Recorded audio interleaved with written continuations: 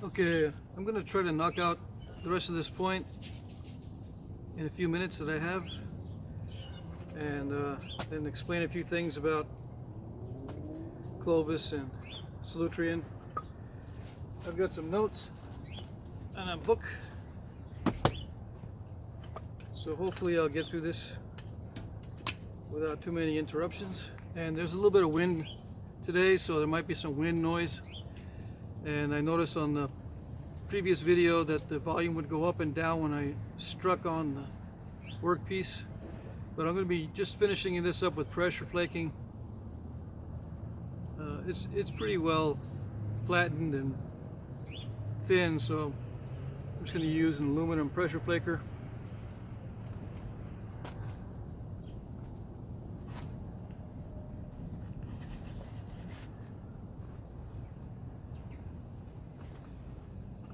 Now I got some pads from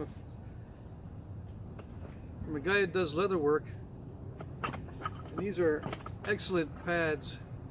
They're a little bit flat for me. I like domed pads, but let me show these real quick here. This one's glued. I've already been using it.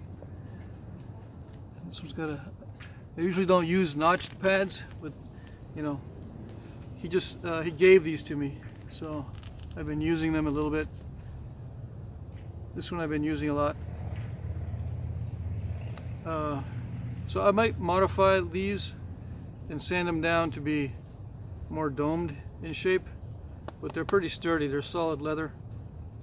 They have a little bit of flex, not too much. I mean, just barely any. I'll put a link down below if I can remember to do that, to where I got those from. Okay.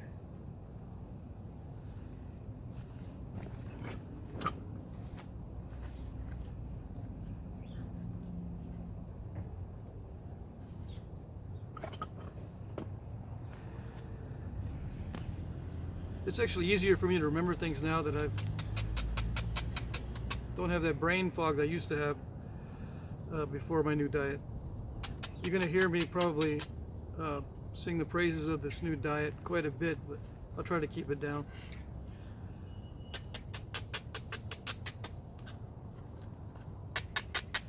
Yeah, brain fog is a thing.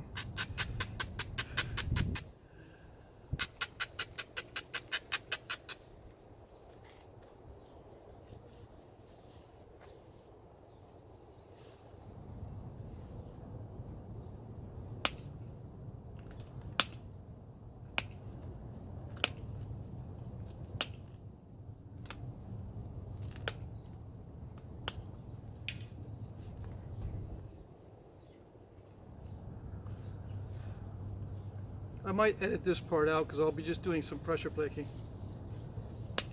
It's pretty boring stuff.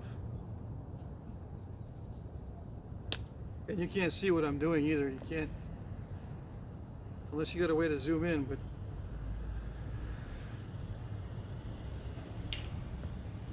I'll try to be quick.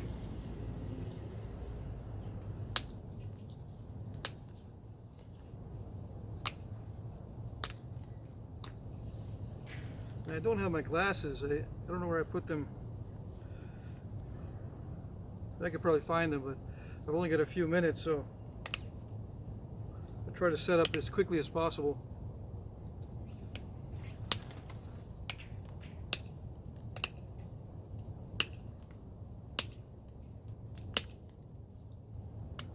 So I'm only going to do like one pass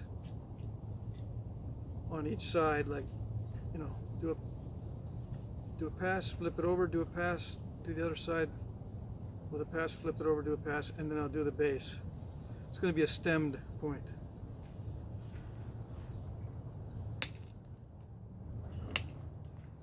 Now there are various stemmed points in Texas. I'm going to be doing what's called a Wilson point.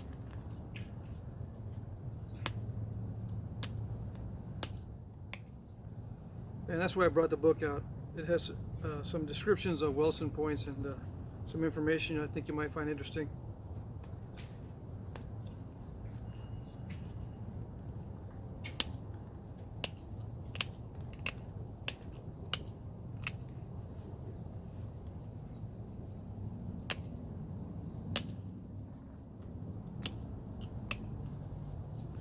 Wilsons are fairly thick, so I'm not worried about this.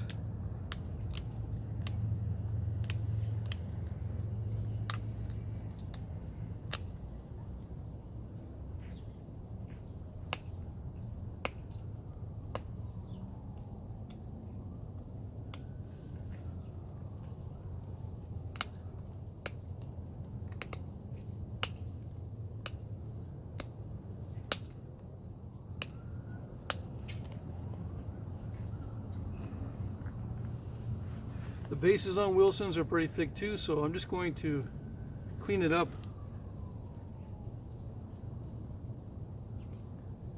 As you can see, I've already chipped this side here. I'm going to straighten the edge a little bit, but it's not going to be perfect.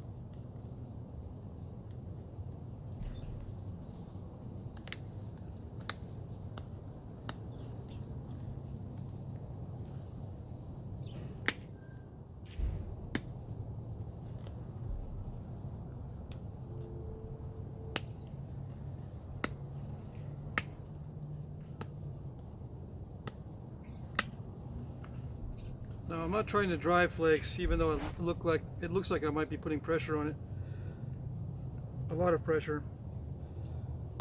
But I just don't want to strain my wrist right now.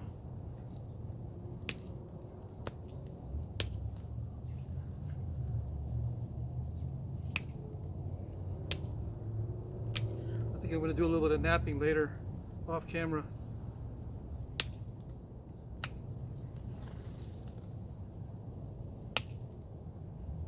I won't be able to do any tomorrow or the day after.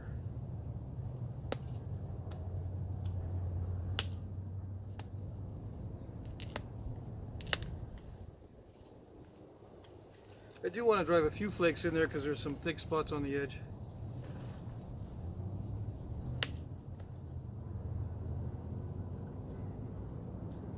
But a lot of times when I do that, I end up with these little fingernail step fractures. They call fingernail steps in the business. I think that's what they call.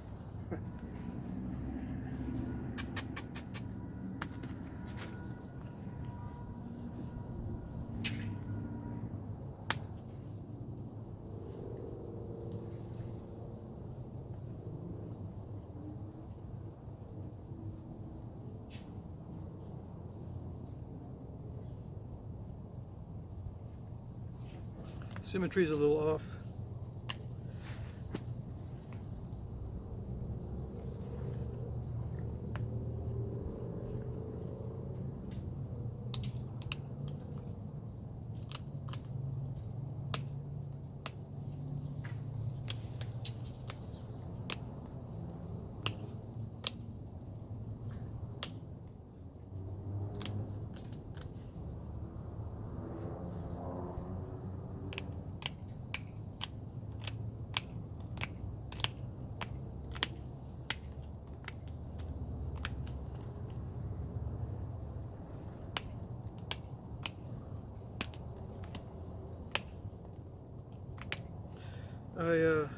I reviewed the previous video quite a few times, and I actually promised a lot of things in that video.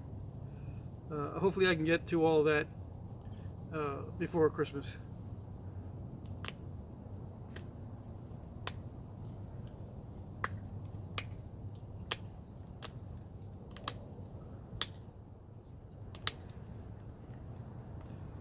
The weather's going to be mild here for the next few days, but it's going to take a turn down to cold. Cold for Texas anyway.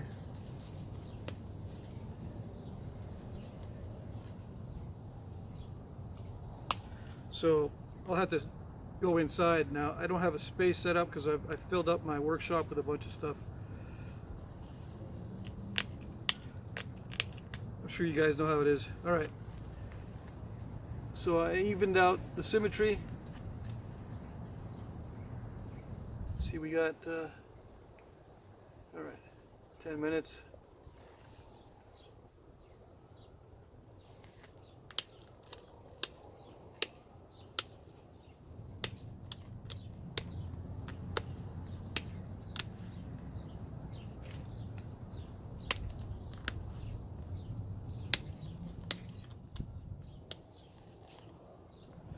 So I just started putting in the stem.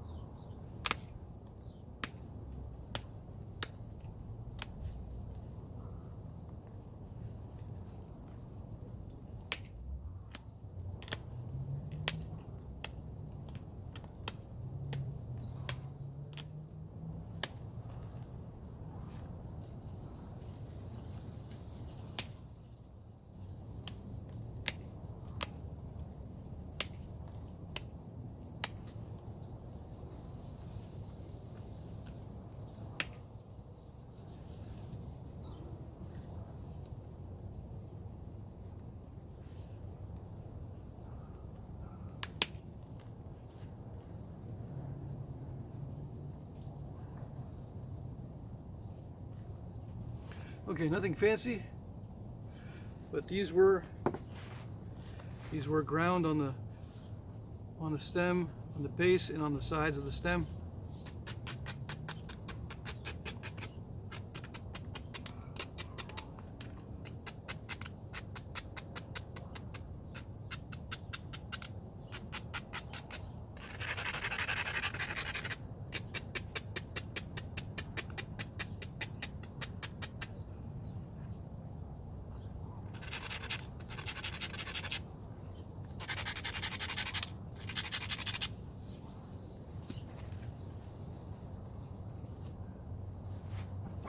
I knocked off a little bit of the barb just now on that side, so I'm going to deepen that notch.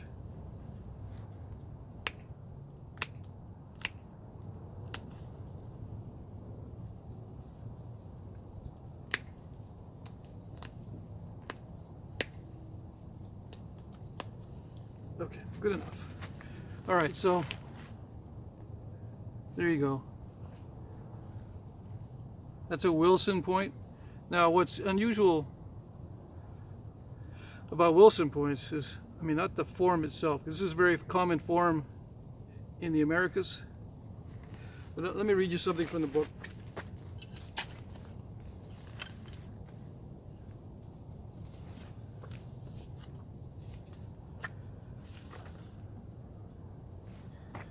Okay, this is, I think I have this on another video. This is going to be page,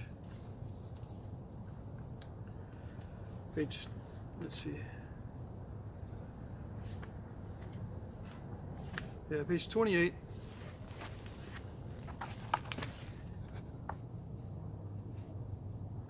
And the section on stemmed points, okay?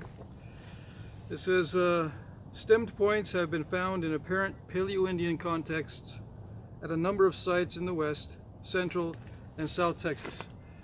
The clear occurrence of stemmed points stratified above and below components with lancelet projectile points in a well-dated context at the Wilson-Leonard site highlights the difficulty of equating Paleo-Indian status with only those components having lancelet projectile points. In the last half of the 20th century, as many as 4 different stemmed forms have been found on Paleo-Indian sites in Texas. Okay, so that pertains mainly to Texas. So if you're curious, these points and similar ones have been found above and below points like Clovis. Okay, lancelet points. which includes Clovis. So that leads me into talking a little bit about Clovis. What that means is Clovis is an intrusive technology into these areas, which means it didn't grow from a previous type of technology and then evolve into a different one. At least in Texas, and at least at the Leonard Wilson site, the Clovis and other lanceolate points came in and mixed with pre-existing types. Now, the context, the radiocarbon dating is kind of dicey.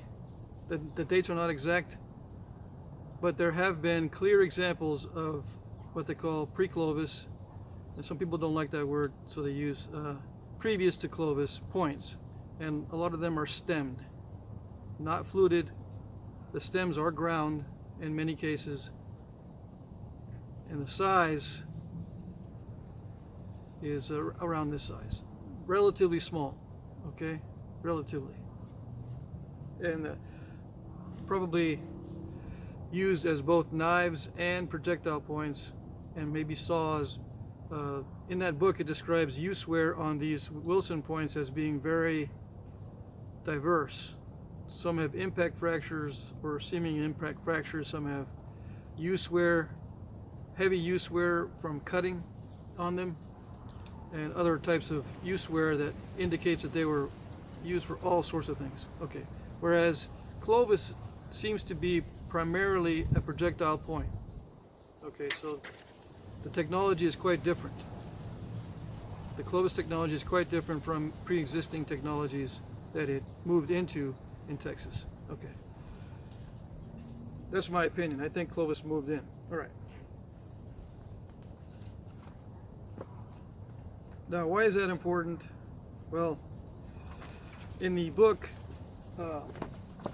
Across Atlantic Ice, they repeatedly mention a concept that promotes the step-by-step progression of lithic technology over time, over vast periods of time sometimes, okay? That there's a preceding technology leading up to a technology and then a technology after that, all linked together. There could be different forms, but in the book, they want to emphasize that these are linked together in many cases, and they think it's linked together when it comes to explaining the connection between Solutrean and Clovis, because there's quite a bit of time in between, okay? Now, that time in between is about 5,000 years, okay? The last Solutrean artifacts were found 17,000 years ago, and the first Clovis, the earliest Clovis, is about 12,000 years ago, something like that. So it's about 5,000 years difference in there. Now there are artifacts that can be pointed to that can close that gap a little bit more, but it's at least 4,000, 3,000 years that we have no intervening artifacts to link the two, okay? And like I said, with this one, with this particular technology, it existed, it seems, before Clovis and after Clovis, and Clovis was just a temporary thing. I think, this is my opinion, that Clovis was more of a meme type of technology where it spread across a vast area of already populated areas, okay? It spread quickly through populations, okay? By virtue of its novelty, it kind of looks cool, and also because it does promote a high level of knapping skill, okay? And there's related forms like Folsom that are extremely well made, and Cumberland that have the same sort of look to them and same sort of technology. Although I think Folsom is very different, but I'll get into that again later. Okay, now as far as trying to debunk the Solutrean to Clovis hypothesis. I'm not going to try to do it in depth here. I'm just going to give you a few ideas to get you thinking, okay? All right, just to give you an idea of the skill level of the Solutreans and why people make such a big deal about them. These are two of the biggest Solutrean artifacts. You can see this hand here. Two of the biggest ones that have been found, and well made as well. This is from Lithics Casting Lab, the website Lithics Casting Lab, and this is the side view of these pieces. Okay, you can see, and the largest piece is about 1/4 inch thick in the middle. All right, no more than 1/4 inch thick on this large one. That means this one's thinner down here below. Okay, extremely well made. It's really amazing, actually. Okay, so there's that. Now here is a view of the Solutrean variation in forms. Okay, this is a large biface. I think it's the one here, the biggest one. I think it matches. All right, now I don't know if these are to scale. Probably not, because I don't see a scale here anywhere. But you can see there's quite a bit of variation. All right, there's very minimally modified flakes tools. There's scraper tools, double-ended. There's gravers. There's drills, and then there's this this form here that looks like it could be a knife. Okay.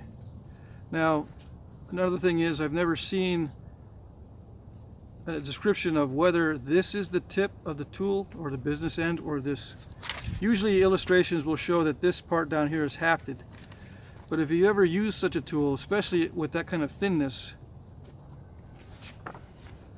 this is the tip. And this down here is wrapped. Or this is where you hold it.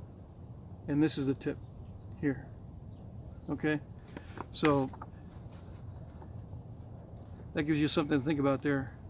The Aztecs also used similar blades, and this was the tip on theirs as well. Okay, just to give you a context that I'm not just making that up. Okay, this one is hard to tell which is the tip also, but I have a feeling that this is the tip here, the business end. All right. Now, some of you guys are good at history, that you know what's coming next. What happens after Solutrean? What technologies appeared after Solutrean? Are they similar? You would think that the technologies that occurred right after Solutrean would be similar and well made. Well, here you go. This is what happened after Solutrean. It's called the Magdalenian era. Okay, lasted about 5,000 years after Solutrean. It completely replaced Solutrean. Solutrean just disappeared from the archaeological record at about 17,000 years. Okay, and this is what came in after. Same areas of France and Spain. All right, now these are highly intricate bone points carved with extreme precision. I'm not sure what type of tool this one is, but you can see this harpoon point, which appears to be a harpoon point, with extremely detailed carving. Okay,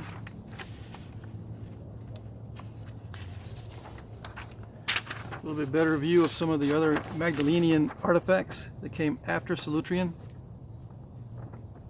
Very, very intricate designs on some of them, like here. If that wind will cooperate, you see that? Swirls and other types of markings.